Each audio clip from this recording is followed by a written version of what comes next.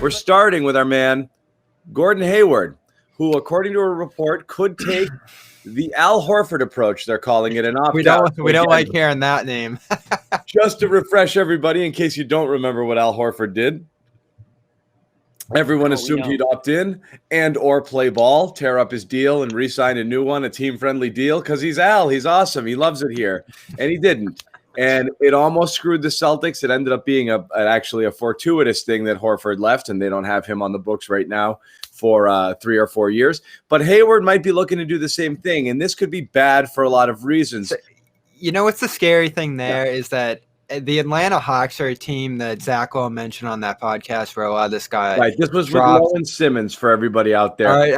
Bobby Marks. Bobby Marks had a lot of the cap stuff there. So yeah, but Lowe was saying the vibe around, just to set the scene for everybody who doesn't know what we're talking about, Lowe was saying the vibe around Hayward is odd, and he can't quite place it, but that's what he compared it to Horford, which is nobody's quite get to happen here, but there's a vibe that he might be sniffing around, looking at his market right now, and wondering if when free agency comes, well, he's thinking, is the money out there that I don't know is going to be out there or not? Everyone's assuming the 36 million is the most he's going to get, and there's a vibe that he might be seeing it. Maybe I can lock something up right now. So, Bobby, go ahead. But yeah, I just wanted to provide background context for people.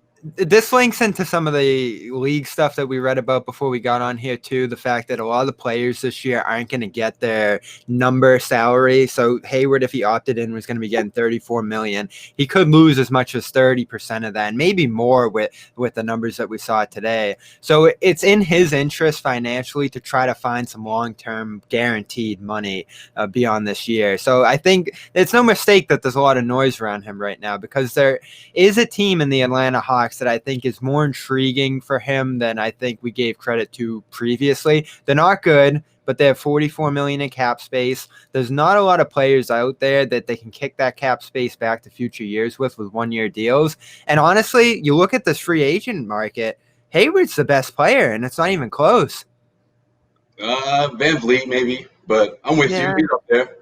Yeah, no question. That's a good point, Bobby. Yeah, I think if you're the Atlanta Hawks too, you want someone like Hayward, right? You want someone who could come in there, veteran experience, isn't going to be expected to be one of the top guys, mentor these young guys, because Atlanta, they believe they're there. They're ready to compete in the playoffs or at least take that next step. And I think Gordon Hayward would certainly push them forward, and especially what was the kind of money he's commanding. I mean, for what you're getting out of him, it's a pretty valuable contract moving forward. Of course, you have to hope he doesn't get hurt. That's the big what if here. But also another team that's out there who is not, it's not a team that everyone's crazy about. They're sort of one of the laughing stocks of the league. That's the New York Knicks. No question, the New York Knicks are going to do their best to go out and get someone like Fred VanVleet. But if they strike out, what's wrong with someone like Gordon Hayward, especially someone like Gordon Hayward who could essentially go there and say, I don't know, I don't want to call it the Marcus Morris route, because I think he'd have to stay there for more than 1 year. But maybe he could sort of add some, value to his name moving forward after a year or two. You go to New York, you got young talent, another similar situation. I mean, I don't know if they're quite far along compared to New York, and compared to Atlanta and Trae Young, but they do have a couple pieces in there. Robinson's a big man. Obviously RJ Barrett is their future. So there's a couple of options. I mean, those are the only two teams realistically I think could step up to the table and offer Hayward a 3-year deal that's not going to break the bank. Okay, but here's my question: does it make sense for Gordon Hayward? Is it just about money for Gordon Hayward? Because if it was just about money, wouldn't he have just re-signed with the Utah Jazz? I mean, isn't there a little bit more to the fit, the comfortability? He's got a big family now, 4 kids and a wife, and I know that family's huge for him. The Knicks are a tough organization to just jump in. I mean, talk about a team. Yeah, it's a lot of pressure. With a lot of pressure, screwy culture. Tough place to be, New York City, during a pandemic on top of it all. Yeah, that's a good point. So I'm not sure if that's a good fit. Now, if you're Gordon Hayward, you opt out knowing something, because Hayward's not a New York kind of guy too. And you got What about Robin though? Hey, you know the vibes. Come on, Robin Hayward. I don't see New York. Dude, she's in Indiana. So the thing.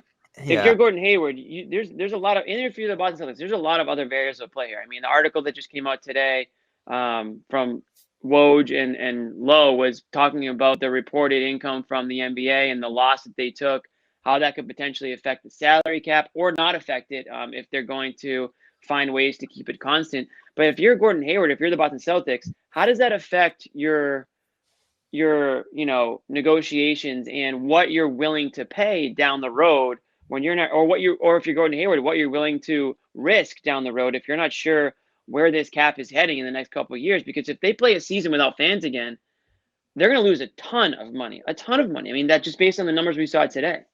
Yeah, well, I mean, we'll get to that in a minute because that is going to impact some things. But I mean, wouldn't that theoretically mean that Hayward, there's not going to be money out there for him next year? That to me, if right. So I for me, it's twofold. I don't see it mainly because he needs to show something. He's still a risk out there. I just don't see that. Yeah, like Bobby, you say he's the best player out there. Maybe, like he hasn't put together a complete season in 4 years. That's a big deal. Before the shutdown, it's easy to forget that if you're watching the Celtics, but if you're looking at things from a different perspective, like a thirsty team like the Knicks or the Hawks, you're like, wait a minute, this guy could really help us out. You really think Gordon Hayward, he returned also? That's an encouraging sign. Do you think Gordon Hayward puts one of these teams over the top? Like, to me, I don't see it at all. I think he's closer than a lot of guys out there. The guy you spend, if you're another team. Hayward to me is the guy, if you're another team, you spend way more money than the value you're getting in order to bring him over. He's the type of guy that you're like, oh, we got somebody. And then fans are going to be like, we're paying this guy what? Like, I just don't. He's not that guy. He's not that guy. Well, he's good and he has value. And here's the thing. Two things can be true. The Celtics can't replace him, even if he is overpaid here. And they don't get his money if he walks out the door. So it's a freaking disaster if he leaves. It's bad. The Celtics need him to stay, at least so they have the asset or the money or his value, because they can't replace it with the $8 million they're going to have to sign somebody if he leaves. He's immensely valuable to the Celtics. Some other team you think is going to pony up $30 million for this guy? I can't see it. I can't see it. The other thing is when you were comparing Al Horford to Gordon Hayward situation. I'm not going to take $30 million, man. It's a completely different situation. What do you think it is? 20 average, 30, 3 years, 60-something million. But that's what we're talking about. Why would he opt out then? That's what we're telling the Celtics. The Celtics comes down to tomorrow. It comes down to him getting 60 to 75 million guaranteed over multiple years 75 versus over 3 or more versus that one time. Okay. And that 34 isn't 34 like we keep saying. And that's the other thing too. Like I think ultimately the best thing that the Celtics and Hayward can get done here is a 2-3 year deal that gets him some guaranteed money long term and doesn't have that, 34 million possibly expiring that John mentioned hanging over them all year, because you know what that's going to lead to? Are they trading Hayward? Are they trading Hayward every single week all year? And all of a sudden that becomes another cloud over the team. There's risk to signing him long term. We know the injuries. We don't even know how he's going to recover from this last one, even though it seems relatively minor. Maybe it takes him some time to get back again. So there's risk if you do this now. I just think it's the least riskiest of all of these, because if you lose him, it's a disaster. It's definitely. Yeah, but Bobby, it also could be a disaster in a couple of years. I mean, look, the money, we don't know what's going to look like in a couple of years. So Kemba could be too. I think you're maximizing right now. Maximize who? Okay. The team. Yeah, but how do you lock in all those guys? We're talking about 4 players making well over $25 million. This is not going to work. Well, I think you could get him back. Tatum's going to get the bag, right? We all agree with that? I mean, unless you guys for sure. Well, you end up paying crazy. Talking something else. You end up paying a crazy tax if you're the Boston Celtics. That's the other thing too. The team doesn't know where the tax is, but the that kills everybody. It's a bad thing, but at the end of the day, it's better than locking him in for 3 years. I'm sorry, I said it. Okay, Celtics fans, kill me, like whatever. You know what I mean? Like, let's face it, they don't want to do this. Kemba Walker, Tatum, Jaylen Brown. You got Jaylen Brown for a good price. You got Marcus Smart. It's not that this way. We'll get into him later, but you can't replace him. I get that, John. But if he doesn't opt in, what are you going to do? Let's talk about the trade. Let's talk about the trade options. We talked about the walks. Jimmy must speak. I think what we should do, most likely to least likely scenarios, and I feel like it's still unlikely for him to opt out, because I think I think he might do it. Okay, fine. He We might can too. talk You about don't it. want that to happen, but All right, Jimmy, you rank them. No, I just want to say, sure. I think the first thing I think I think he opts in for this final year. It's a lot of money.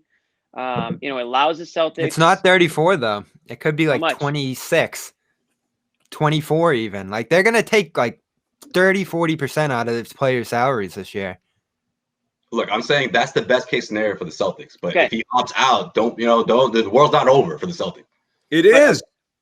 It's not. How, John? Like, how, Yes, it is. It Yeah. definitely is, Joe Sway. Because that was the worst thing. If Just he like, opts out, that production walks out the door, and you're left with $7 million to replace. You could have the guy Semi who- Ojeleye in the starting a lineup. fringe next yeah, all year. but star. there's still the MLE. You don't know what's going to happen with Cantor. I mean, listen, like obviously, Cantor. production, you can't replace Cantor's gone. Cantor, they're gonna right, but they can either have the full. They can either have the full MLE or they'll go have out. the full MLE. Yeah.